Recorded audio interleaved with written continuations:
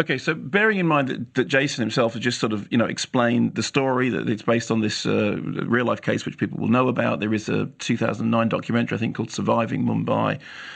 And it is the story of a horrific attack on the one hand, but as Jason was saying then, that the main thread of the film itself is acts of heroism, not what he described as Bruce Willis heroism, but actual heroism in the middle of this appalling unfolding situation. And you mentioned before that there are characters who are either amalgams or composite characters which have been taken from real stories but fictionalized in composite form. So you have an heiress played by Nazneen Bunyadi, who you mentioned, her American husband, Armie Hammer, their nanny, Sally, played by Tilda Compton-Hervey, young child, and then Vasily, who is Jason's character, who he described as a Russian oligarch. He's been described as a businessman elsewhere, and as the drama unfolds, you discover more about him. And as Jason said, when you first meet him, he's a loathsome, vile character sitting at a dinner table, ordering women to be sent to his room, behaving, in a particular way. As Jason said, you don't get to where he is without, by being a pleasant person. And then during the course of the movie, in what is actually a fairly sort of, well-worn movie progress arc through a tragedy, whether it's a fictional tragedy or based on real life, characters change and discover themselves, because in the end, that's the whole point, is that those character arcs are what's important. So the first thing to say is, the film is very well directed by Anthony Maris in a way that quite often made me very uncomfortable. I mean, during the sequence of the attacks, there is, as you said, the callousness of the murders is just horrific. I was thinking of when Paul Greengrass came on the show. Obviously, Paul had made United 93, but more recently he made 22 July. And again, dealing with, a horrific massacre and, how you go about depicting that stuff on screen, that you're making a film that you want to be engrossing, but you be very careful in terms of entertainment. The film is made in terms of that stuff. It's a very, very confident first feature. And I would be lying if I said I felt comfortable with how that played out, because I felt very uncomfortable, because it's really horrible.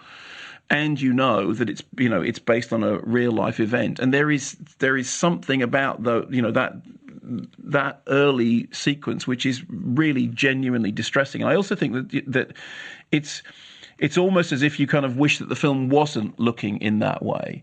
It wasn't looking directly at those events. Although Jason was saying in that interview that there was no don't sugarcoat it, show it for all the the atrocity that it is. What then happens is a kind of, on the one hand, the narrative format for it is, we see in disaster movies a certain a way of telling certain stories. Whether the disaster movies are real disaster movies based on real life disasters or or entirely fictional, there are still certain templates to which disaster movies will adhere, and I think this does adhere to them. What makes it different is actually listening to Jason talking about it. Every now and then you hear somebody talking about a movie and you think, okay, I had certain anxieties about it, but you are clarifying things for me.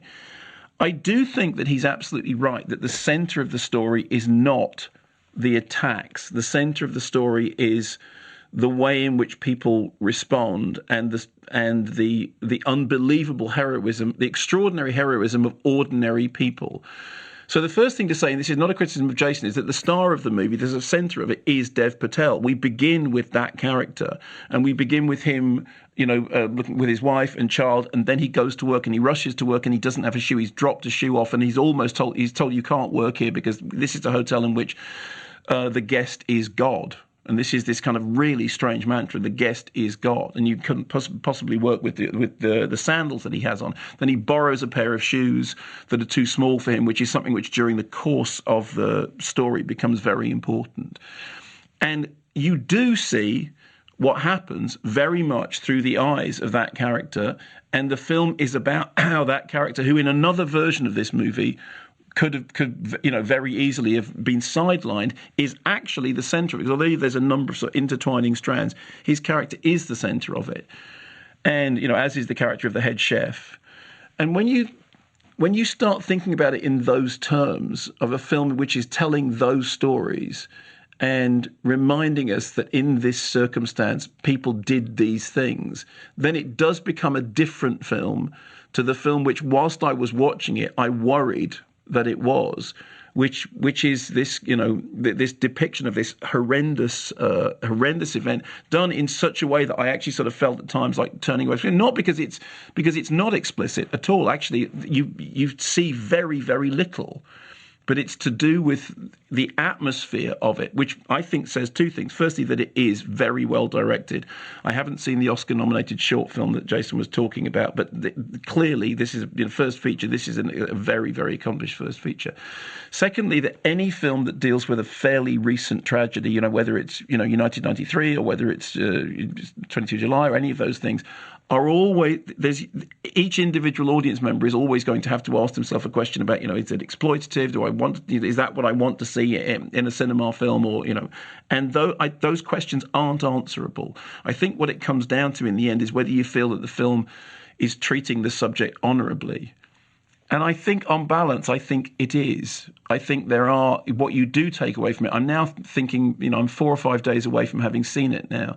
And actually what stays with me is those stories, is the story of not leaving. There's one brilliant scene, which you'll know, Simon, in which Dev Patel's character is basically asked to remove his headwear because it makes somebody think that he's possibly on the side of the terrorists. And there is a very, very low-key speech that he does about what it means, what he wears means to him, but also what he is willing to sacrifice in order to make somebody else feel better about this situation when they are behaving in a way that is prejudicial. The other thing I should say is I saw it on a small screen. I know it's available in big screen and cinema. I haven't seen it in the cinema, but I think I will go back and see it in the cinema because I think, having heard Jason talk about it, I think I would like to see what it looks like in a screening. I don't know what condition you saw it under. Yes, no, so a big screen, and it is, of course,